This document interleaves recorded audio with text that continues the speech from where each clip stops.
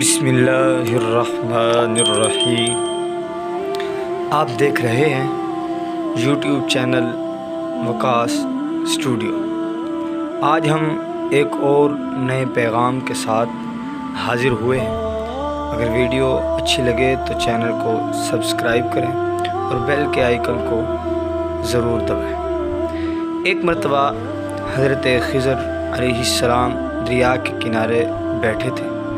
اتنے میں کسی سائل نے آ کر ان سے سوال کیا کہ میں آپ سے اللہ کے واسطے سوال کرتا ہوں، مجھے عنایت فرمائیے۔ یہ سن کر حضرت خضر علیہ السلام پر بے ہوشی طاری ہو گئی۔ جب کچھ ہوش آیا تو فرمانے لگے، بھائی میں تو صرف اپنی جان اور مال کا مالک ہوں، تم نے مجھ سے اللہ کے واسطے سوال کیا ہے، لہذا میں اپنی جان اور ذات تمہارے حوالے کرتا ہوں۔ تم جس طرح چاہو اس کو استعمال میں لاؤ، بازار میں فروخت کر کے اس کی قیمت سے فائدہ اٹھاؤ۔ چنانچہ سائل ان کو بازار لے گیا اور ایک شخص سائم کے ہاتھ ان کو فروخت کر دیا۔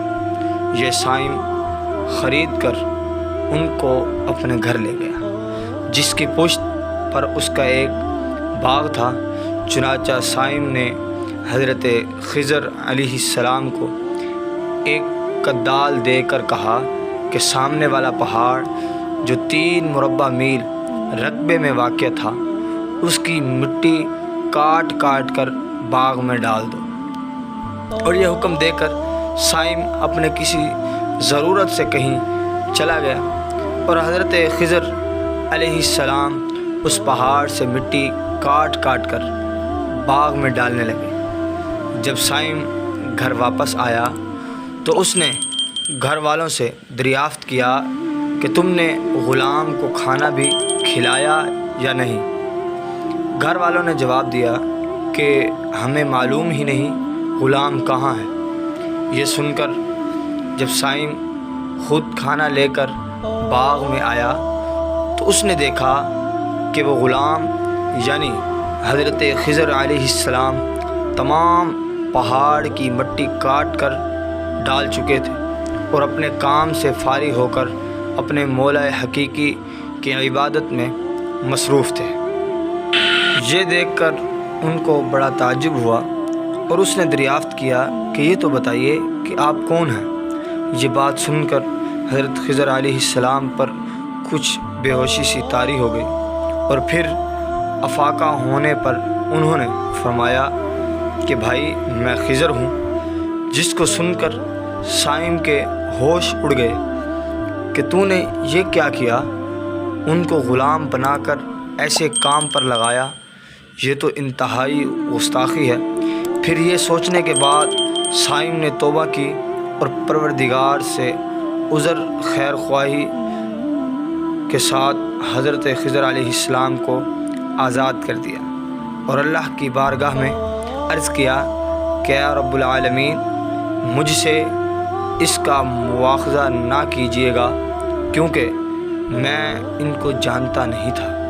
اس کے بعد حضرت خضر علیہ السلام نے دعا فرمائی اور سجدہ شکر بجا لائے کہ اے میرے پروردگار، میں تیرے ہی حق میں غلام بنا اور تیرے ہی حق میں آزاد ہوا، اس پر تیرا شکر گزار ہوں۔ بعد ازاں واپسی کی اجازت لے کر جب دریا پر واپس آئے تو دیکھا کہ ایک شخص کھڑا دعا مانگ رہا ہے کہ اے میرے رب، حضرت خضر علیہ السلام کو غلامی سے رہائی عطا فرما دے اور ان کی توبہ قبول فرما لے۔ تو حضرت خضر علیہ السلام نے یہ دیکھ کر اس شخص سے دریافت کیا کہ آخر تو کون ہے؟ تو اس شخص نے بتایا کہ میں تو شازون ہوں، آپ کون ہیں؟ انہوں نے فرمایا کہ میں خضر ہوں۔ اس کے بعد شازون نے کہا کہ اے خضر علیہ السلام، آپ نے اپنے رہنے کے لیے مکان بنا کر دنیا طلب کی ہے، کیونکہ حضرت خضر علیہ السلام کا دریا کے کنارے پر ایک عبادت خانہ تھا۔ بس یہ سن کر وہ فوراً میدان میں نکل آئے اور وہی اللہ کی عبادت میں مصروف ہو گئے۔ اس کے بعد حضرت خضر علیہ السلام نے اسی جگہ پر ایک درخت لگایا اور اس کے سائے میں عبادت شروع کر دی تو آواز آئی، اے خضر، جب تم نے درخت کے سائے میں سجدہ کیا تو تم نے دنیا کو آخرت پر ترجیح دی۔ پھر فرمان ہوا، مجھے اپنی عزت اور جلال کی قسم ہے، مجھے دنیا کی محبت میں رضامندی نہیں ہے۔ اس کے بعد حضرت خضر علیہ السلام نے شاذون فرشتے سے کہا کہ اے شاذون، دعا کرو کہ اللہ تعالی میری توبہ قبول فرما لے۔ چنانچہ شاذون نے دعا کی اور اللہ نے شاذون کی برکت سے حضرت خضر علیہ السلام کی توبہ کو قبول فرمایا۔ حاصل، خدا کے برگزیدہ بندے اسی حالت میں رہتے ہیں جو اللہ کو منظور ہو۔ بے شک ہماری فلاح بھی اسی میں ہے کہ زندگی کے ہر موڑ پر آنے والے ہر پیچ و خم میں ہم راضی رہیں، اللہ تعالیٰ کی چاہت کو سامنے رکھ کر زندگی گزاریں۔ دعا ہے کہ اللہ تعالیٰ ہمیں اس واقعے سے سبق حاصل کر کے نیک بننے کی توفیق عطا فرمائے، آمین یا رب العالمین۔ اب تک کے لیے دیجیے اجازت، پھر ملیں گے ایک اور نئے پیغام کے ساتھ۔ السلام علیکم ورحمۃ اللہ وبرکاتہ۔